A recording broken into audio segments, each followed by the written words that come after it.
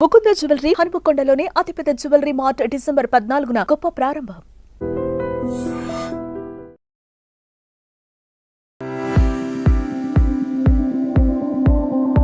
అందరికీ నమస్కారం. నేను మీ ఆయుర్వేద డాక్టర్ చిట్టిబుట్ల మధుసూదన శర్మని. మనం ఈ వీడియోలో మోకాళ్ళ నొప్పులకి చక్కటి గృహ వైద్యం అనేటువంటి అంశాన్ని గురించి తెలుసుకోబోతున్నాం. మోకాళ్ళ నొప్పులు ఈ యొక్క సమస్యని సర్వసాధారణంగా నీ జాయింట్ పెయిన్స్ అనేటువంటి పేరుతో పిలుస్తూ ఉంటారు. ఇంతకుముందు పూర్వకాలం అయితే ఏదో వయస్సు వచ్చిన తర్వాత ఈ మోకాళ్ళ నొప్పులు రావడం సర్వసాధారణంగా ఉండేది. కానీ ఈ రోజుల్లో మనకు తెలిసి తెలియక చేసేటువంటి అనేక రకాలైనటువంటి పొరపాట్ల వల్ల, వివిధ రకాలైనటువంటి ఇతర కారణాల వల్ల మరి చిన్న వయసులోనే అంటే ఇంచుమించు 25 సంవత్సరాలు 30 సంవత్సరాలు దాటినటువంటి వాళ్ళల్లో కూడా ఎక్కువ మందికి ఈ మోకాళ్ళ నొప్పులు వచ్చి వేధించి పీడించి బాధిస్తూ రకరకాల ఇబ్బందులకు గురి చేసేటువంటి పరిస్థితి ఏర్పడుతుంది. ఈ యొక్క మోకాళ్ళ నొప్పుల సమస్య తగ్గేందుకు మనం గత కొన్ని వీడియోల్లో అనేక రకాలైనటువంటి గృహ వైద్య విధానాలు, అదేవిధంగా ఈ గృహ వైద్య విధానాల్లో కూడా కడుపులోకి ఎలాంటి ఔషధాలు సేవించాలి, అదేవిధంగా పైపూత ముందుగా ఎలాంటి ఔషధాలు తయారు చేసుకొని వాడుకోవాలి మొదలైన వివరాలు తెలియజేయడం జరిగింది. ఈ వీడియోలో మరొక ఫార్ములాని ఈ మోకాళ్ళ నొప్పుల సమస్య తగ్గేందుకు మనం తెలుసుకోబోతున్నాం. ఈ ఫార్ములా తయారీకి కావాల్సినటువంటి పదార్థాలు రెండే రెండు. శొంఠి పొడి 50 గ్రాములు తీసుకోండి. అలాగే రెండవదిగా మెంతులను వేయించి చేసినటువంటి పొడి 150 గ్రాములు తీసుకోండి. శొంఠి పొడి 50 గ్రాములు, మెంతులను వేయించి చేసినటువంటి పొడి 150 గ్రాములు. ఈ రెండు పదార్థాలు బాగా కలపడం వల్ల 200 గ్రాముల ఔషధం తయారవుతుందన్నమాట. ఈ 200 గ్రాముల ఔషధాన్ని బాగా కలిపేసేసి ఒక గాజు సీసాలో నిల్వ ఉంచుకొని రోజు ఉదయం ఆహారానికి ఒక అరగంట ముందు, అలాగే రాత్రిపూట ఆహారానికి ఒక అరగంట ముందు 1/2 టీ స్పూన్ అంటే ఇంచుమించు 2.5 గ్రామ్ ఈ యొక్క చూర్ణాన్ని ఒక ప్లేట్లో తీసుకొని, మరి షుగరు అలాంటి వాళ్ళు లేనటువంటి వాళ్ళైతే తేనెతో తీసుకోవచ్చు. అదేవిధంగా తేనె వాడదగినటువంటి వాళ్ళందరూ కూడా తేనెతో వాడుకోవచ్చు.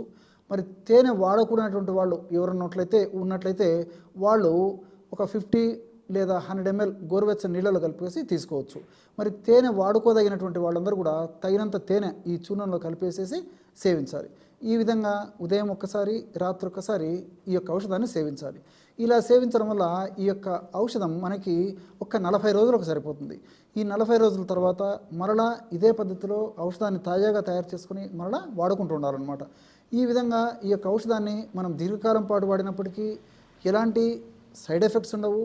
అన్నీ మనకు సైడ్ బెనిఫిట్స్ ఉంటాయి. కాబట్టి క్షేమదాయకంగా వాడుకోదగ్గ దివ్యమైనటువంటి ఔషధం మనం ఇప్పుడు చెప్పుకున్నటువంటి ఈ శొంఠి పొడి, మెంతి పొడి కలిపి తయారు చేసుకున్నటువంటి ఔషధం.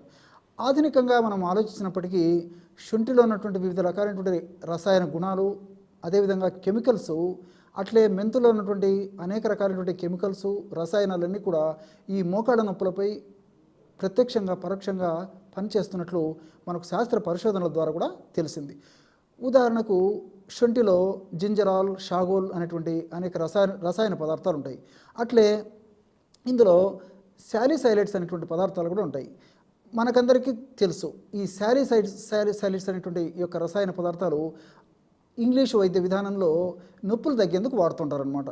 మరి అలాంటి శాలిసైలేట్స్ సహసిద్ధంగా ఉన్నటువంటి ఈ యొక్క రసాయన పదార్థాలు ఉన్నటువంటి ఈ యొక్క శొంఠిని మనం ఈ పద్ధతిలో ఉపయోగించడం వల్ల శొంఠిలో ఉన్నటువంటి ఈ శాలిసైలేట్స్ అనేటువంటి రసాయన పదార్థాలు మన దేహంలోకి వెళ్ళిన తర్వాత వివిధ రసాయనిక మార్పులకు గురై శాలిసైలిక్ యాసిడ్ అనేటువంటి పద్ధతిలో మార్పు చెందుతాయి అన్నమాట. ఎప్పుడైతే ఈ శాలిసైలిక్ యాసిడ్గా ఇది మార్పు చెందుతుందో అప్పుడు నొప్పిని తగ్గించే గుణం చాలా సమర్థవంతంగా ఉండేందుకు అవకాశం ఏర్పడుతుంది అన్నమాట. కాబట్టి మనం దీర్ఘకాలం పాటు వాడినప్పటికీ ఎలాంటి సైడ్ ఎఫెక్ట్స్ లేకుండా ఈ యొక్క శొంఠి మనకు చాలా చక్కగా ఉపయోగపడుతుంది. అట్లే మెంతుల గురించి ఆలోచించినట్లయితే మెంతుల్లో alkaloids, flavonoids, saponins, linoleic acid ఇలాంటి అనేక రకాలైనటువంటి రసాయన పదార్థాలు ఈ యొక్క మోకాళ్ళ నొప్పులు తగ్గేందుకు చాలా చక్కగా ఉపయోగపడతాయి. ఇందులో ఉన్నటువంటి ఆల్కలాయిడ్స్, అదేవిధంగా ఫ్లేవనాయిడ్స్, ఈ శాపనిన్స్ అనేటువంటి రసాయన పదార్థాలన్నీ కూడా యాంటీ ఇన్ఫ్లమేటరీ ఏజెంట్గా పనిచేస్తాయి. యాంటీ ఇన్ఫ్లమేటరీ ఏజెంట్స్ అంటే సర్వసాధారణంగా నొప్పులు ఉన్నటువంటి పరిస్థితుల్లో, అదేవిధంగా మోకాళ్ళ నొప్పులు ఉన్నటువంటి పరిస్థితుల్లో ఆ భాగంలో ఇన్ఫ్లమేషన్ అనేటువంటి ప్రక్రియ జరుగుతూ ఉంటుందన్నమాట. ఆ ఇన్ఫ్లమేషన్ అనేటువంటి ప్రక్రియ జరిగేటప్పుడు ఆ ప్రక్రియలో భాగంగా ఆ భాగంలో TNF ఆల్ఫా, సైటోకైన్స్, ప్రోస్టాగ్లాండిన్స్ ఇలా అనేక రకాలైనటువంటి రసాయన పదార్థాలు హానికారకంగా ఉత్పత్తి అయ్యి అదేవిధంగా హానికారకమైనటువంటి రసాయనిక పదార్థాల యొక్క ప్రభావం చేత నొప్పి, పోటు, సలుపు, బాధ, అసౌకర్యం ఇలాంటివన్నీ కూడా కలుగుతుంటాయి. మరి ఈ మెంతుల్లో ఉన్నటువంటి ఈ యొక్క రసాయన పదార్థాలు ఈ యొక్క ఇన్ఫ్లమేషన్ అనేటువంటి పరిస్థితిని తగ్గించడమే కాకుండా ఆ ఇన్ఫ్లమేషన్ వల్ల ఉత్పత్తి అయ్యేటువంటి ఆ యొక్క చెడు హానికారకమైనటువంటి పదార్థాల యొక్క శక్తిని కూడా నిర్వీర్యం చేసేటువంటి పరిస్థితి ఏర్పడుతుంది.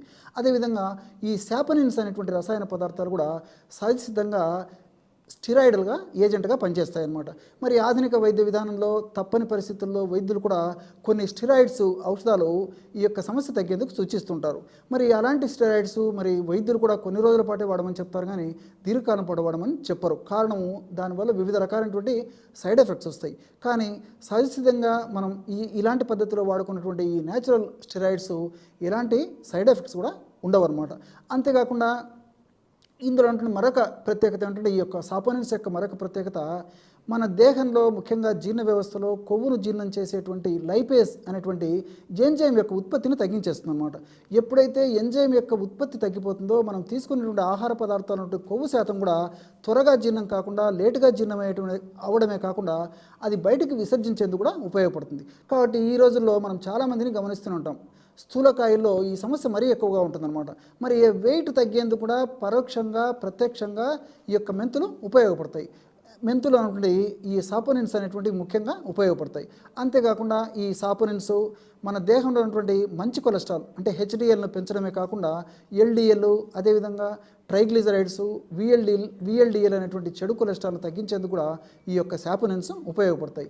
అంతేకాకుండా ఈ మెంతుల్లో లినోలిక్ యాసిడ్ అనేటువంటి ఈ యొక్క రసాయన పదార్థాలు మోకాళ్ళ భాగంలో గుజ్జును ఉత్పత్తి చేసేందుకు చాలా చక్కగా ఉపకరిస్తాయని చెప్పేసి మనకు ఆధునిక పరిశోధనలో కూడా తెలిసిపోయిందనమాట. మరి ఈ యొక్క ఔషధాన్ని ఈ పద్ధతిలో వాడుకోవడం వల్ల మోకాళ్ళ భాగంలో గుజ్జు బాగా ఉత్పత్తి అయ్యేందుకు కూడా ఇది బాగా ఉపయోగపడతాయి. కాబట్టి మరి ఆ గుజ్జు బాగా ఉత్పత్తి అయినప్పుడు ఆ నొప్పి కూడా తగ్గేందుకు అవకాశం ఏర్పడుతుంది. కాబట్టి మనం ఈ రెండు పదార్థాలను ఈ పద్ధతిలో వాడుకోవడం వల్ల మోకాళ్ళ భాగంలో వచ్చేటువంటి నొప్పి, పోటు, సలుపు, బాధ ఇలాంటివన్నీ తగ్గడమే కాకుండా ఆ భాగంలో కండరాలు సడలింపబడి చాలా సులువుగా ఉండేటువంటి పరిస్థితి ఏర్పడుతుంది. మరి నడవడానికి, కూర్చోడానికి, నించోవడానికి, మెట్లు ఎక్కేదానికి, దిగేదానికి ఎలాంటి కార్యక్రమాలకైనా మనకు క్షేమదాయకంగా మన జాయింట్ సహకరించేటువంటి పరిస్థితి ఏర్పడుతుంది. చూశారు కదా ఎటువంటి సులువైనటువంటి ఔషధ యోగాన్ని మోకాళ్ళ నొప్పుల సమస్య తగ్గేందుకు మీరు ఈ వీడియోలో తెలుసుకున్నారో. మరొక వీడియోలో మరొక అంశంతో మళ్ళీ కలుద్దాం. అంతవరకు నమస్కారం. మీ చిట్టిబొట్ల.